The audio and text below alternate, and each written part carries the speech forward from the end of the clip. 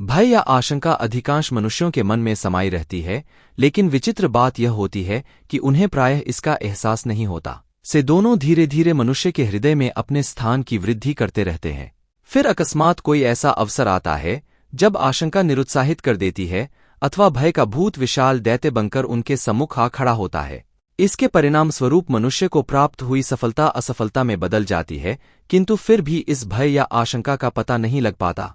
यदि आप किसी व्यापार को आरंभ करते हैं, किसी विशेष कार्य में हाथ डालते हैं, परीक्षा में बैठते हैं या किसी पद के लिए प्रयत्न करते हैं, तो आपको यह आशंका घेर लेती है कि कहीं आपको व्यापार में घाटा न हो जाए, आपका विशेष कार्य पूरा न हो पाए, आप परीक्षा में कहीं अनुत्तीर्ण न हो जाएं अथवा कहीं आपकी पदोन्नति न रुक जाए। इस प्रकार का भय अथवा आशंका आपके मन में कहाँ से आई? इनकी उत्पत्ति क्यों हुई? मन की गहराइयों तक ये कैसे उतर गए? भय का भूत आपको कहाँ से लग गया? अथवा यह आशंका आपके मस्तिष्क की उपज है या बाहर से आई है? यह केवल आपके मस्तिष्क में आशंका को स्थान दे रहा है और इसका कारण है कार्य के प्रति निरुत्साहित होना। वास्तव में शंका आशंका अथवा भय हमारे निर्बल मन की देन होते हैं और निर्बल मन सकारात्मक बातें न सोचकर नकारात्मक बातें ही अधिक सोचता है। तभी आशंका अथवा भय का उद्भव होता है और इस कारण आप मानसिक रूप से अस्तव्यस्त हो जाते हैं। इस कारण आप अंदर ही अंदर टूटे हुए से रहते हैं और जब आप भय और शंकाओं से दूर रहने की कोशिश करते हैं तो ये आपके और निकट चले आते हैं। तात्पर्य यह है कि आपको भय और आशंका का चिंतन ही नहीं करना चाहिए, अन्यथा यह धीरे धीरे अपने को मजबूत बना लेते हैं। कुछ लोग ऐसे भी होते हैं जो भय, अंधविश्वास, अपशकुन आदि के अतिरिक्त स्वयं उपार्जित शंकाओं से आयुपर्यंत जूझते रहते हैं। समय के साथ साथ ये शंकाएं भी तीव्रतर होती रहती हैं और इसी के साथ उनके कष्टों में वृद्धि होती जाती है। निरंतर कष्ट भोगने के बावजूद वे यह नहीं समझ पाते हैं कि अंततः उनके कष्टों का कारण क्या है, क्यों वे कष्ट भोगते चले जा रहे हैं। वस्तुतः आपके कष्ट भोगने का कारण आशंका होती है, जिसे आप स्वयं अपने मन में स्थान दिए रहते हैं। भय आशंका का ही दूसरा रूप है। जब जब आप शंकित होंगे तब तब भयभीत होंगे।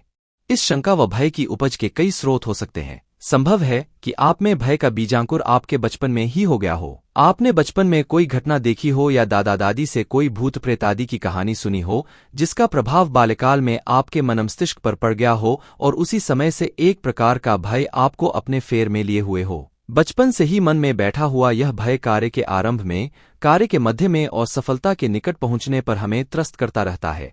बचपन में हम किसी परछाई मात्र को देखकर डर जाते थे। उसकी इतनी गहरी छाप हमारे मन पर अंकित रहती है कि हम सदा यही सोच समझकर आशंकित होते रहते हैं कि कहीं यह न हो जाए, कहीं वैसा न हो जाए। यह भय और आशंका हमारे साहस, आत्मविश्वास व इच्छाशक्ति को नष्ट कर देती है। इस तरह की किसी भी समस्या का समाधान उसका मूल कारण जानकर ही हो सकता है। इसलिए जो मनुष्य अस्थायी समाधान ढूंढता है वह सदा परेशान व क्षुब्ध रहता है, किंतु जो व्यक्ति साहसी और आत्मविश्वासी होता है ऐसी आशंकाओं और भय को अपने मन में कदापि स्थान नहीं देता। अफसोस, आज ज्यादातर लोग अपनी समस्या का समाधान जानने के बावजूद हमेशा उसे टालते रहते हैं, क्योंकि भय और झूठी आशंका का पिशाच उनके कदमों में बेड़ियां डाल देता है। ऐसी स्थिति से जूझ रहे लोगों को चाहिए कि वे अपनी आशंका और उससे व्याप्त भय का साहस व आत्मविश्वास से नष्ट करने का उपाय सोचें। भय मनुष्य की शारीरिक शक्तियों का ही नहीं, अपितु मानसिक शक्तियों का भी ह्रास करता है। इस कारण मनुष्य का विकास रुक जाता है, वह विक्षुब्ध और विक्षिप्त सा रहने लगता है। मनुष्य ईश्वर की सबसे अनमोल कृति है। ईश्वर ने उसे हर समस्या एवं आपदा से लड़ने के लिए मनमस्तिष्क, हाथ पैर आदि प्रदान किए हैं। अतः मनुष्य को इसकी उपयोगिता ज्ञात होनी चाहिए। यदि आप ऐसे अवसरों पर मन मस्तिष्क का संतुलन बनाए रखते हैं तो इससे आपको कई लाभ होंगे। पहला लाभ यह है कि आप समस्या का समाधान ढूंढने में सफल हो जाएंगे। दूसरा, आप में भय व आशंका व्याप्त नहीं होगी और तीसरा, आपकी स्मरण शक्ति यथावत रहेगी। प्रायः यह देखने में आता है कि भयभीत और आशंकित मनुष्य की स्मरण शक्ति धीरे धीरे लुप्त होती चली जाती है। ऐसी स्थितियां आम लोगों और कभी कभी बुद्धिमान व्यक्तियों के समक्ष भी आ जाती हैं। इमर्सन जैसा बुद्धिमान व्यक्ति बुढ़ापे में अपने मित्रों का नाम भी भूल जाता था। यही नहीं, कभी कभी तो वह अपने विषय में भी विस्मृत हो जाता था। इसका भी यही कारण था कि उसका मनमस्तिष्क अस्थिर हो गया। वह किसी आशंका या भय का शिकार हो गया था।